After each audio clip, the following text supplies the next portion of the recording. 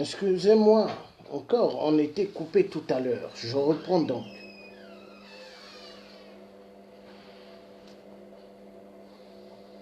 C'est toujours sur les Rothschild et les Rockefeller, ceux qui contrôlent l'économie mondiale et ceux qui créent des guerres et ceux qui contrôlent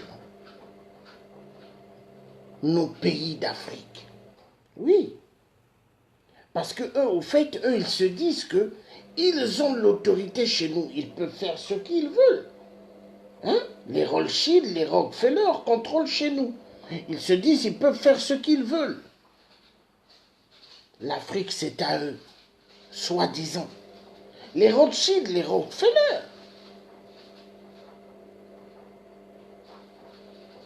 Les dictateurs en Afrique sont que des pions des Rothschild, sont que des pions des Rockefeller. Et nous devons en parler. Look, where you can put your head, I'm so some of your thing. Et nous devons parler.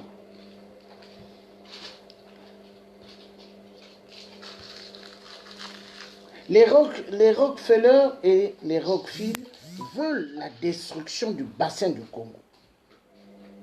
Ils ont un plan machiavélique sur le bassin du Congo parce que pour eux, il faut que le bassin du Congo n'y ait pas du tout des peuples noirs.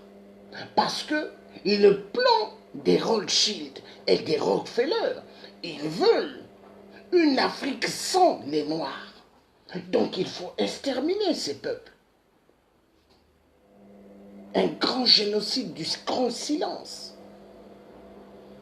au Congo RDC. Le tiers africain, je m'intéresse du Congo RDC parce que je suis un Congo Bantou. Et le peuple Congo Bantou, ça va jusqu'en Afrique du Sud.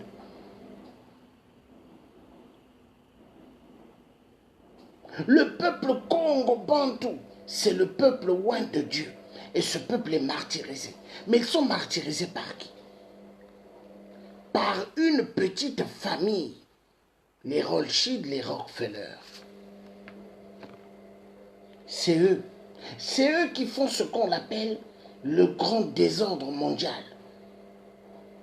Quand vous entendez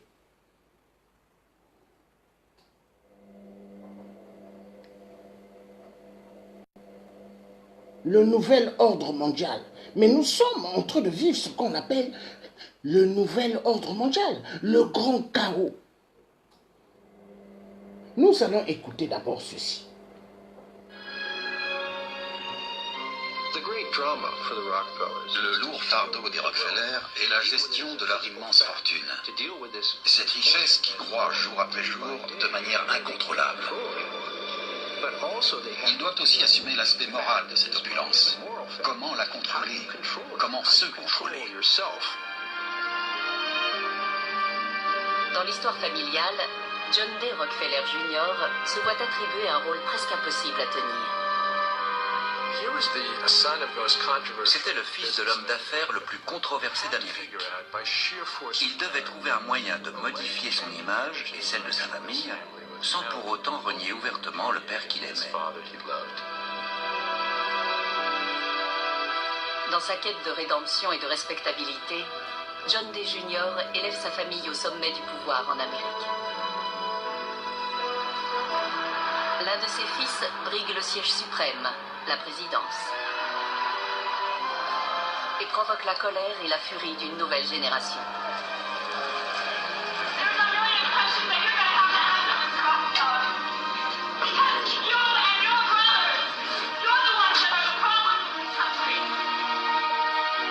Pendant plus d'un siècle, la fortune et l'influence des Rockefeller ont suscité attention et défiance, et menacé de diviser la famille.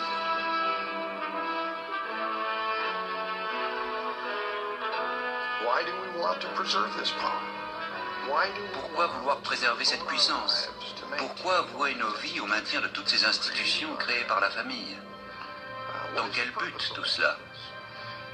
Je crois que beaucoup d'entre nous ont réalisé que le but de nos vies était d'associer puissance et bienfaisance.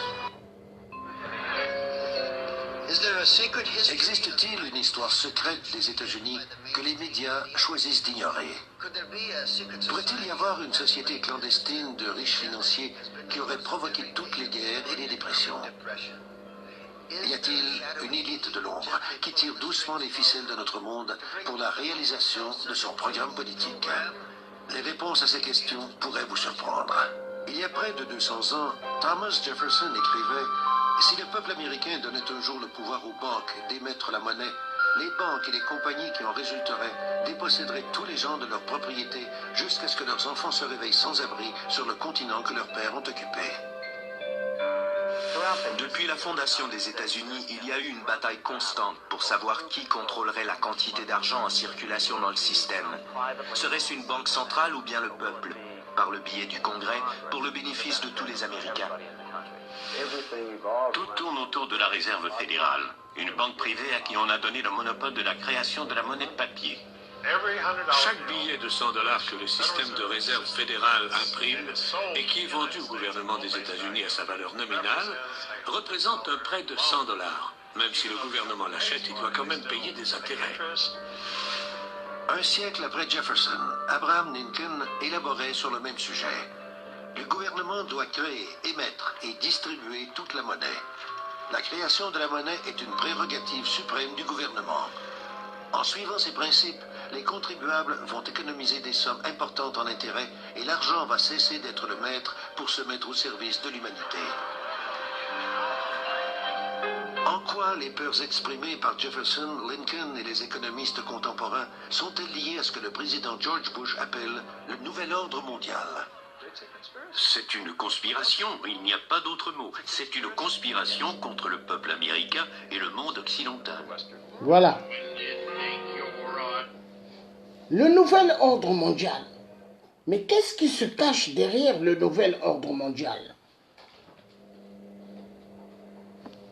Une petite minorité des individus qui sont des grands mesquins, des gens sans cœur, qui sont prêts à éliminer immensement les peuples. Mais en Europe, aux États-Unis, ils le font tout en douceur. En Afrique, c'est à vive allure. On tue les gens, on viole les femmes, on viole les enfants. On prend les enfants, on les met dans des mines de cobalt, de coltan, de tantal. On les place même dans des rivières à la recherche de l'or et du diamant.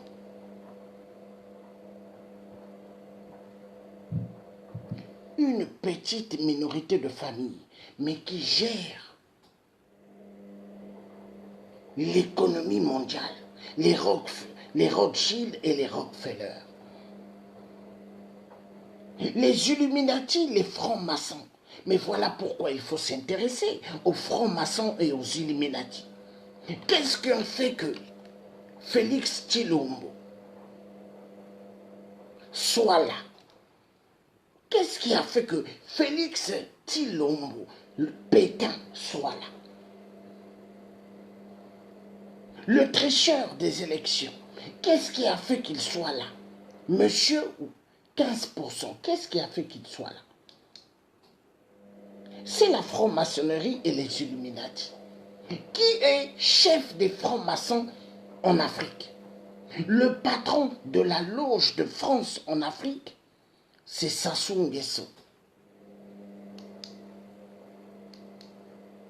Sassou représente le grand marché des Rothschild et les Rockefeller. Sassou Nguesso, son patron, c'est Emmanuel Macron. Mais au-dessus de Emmanuel Macron, il y a les Rothschild, les Rockefeller, ceux qui détiennent l'économie mondiale.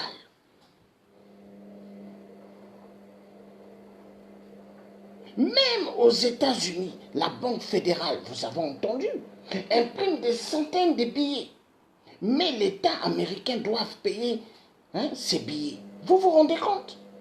Mais c'est toute une mafia derrière. Et cette mafia, elle se déroule immensément en Afrique chez nous. Voilà pourquoi la France-Afrique,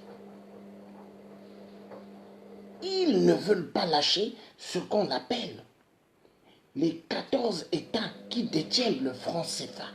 Mais le franc CFA est relié avec les Rothschild, est relié avec les Rockefeller. La France-Afrique, mais c'est une grande mafia.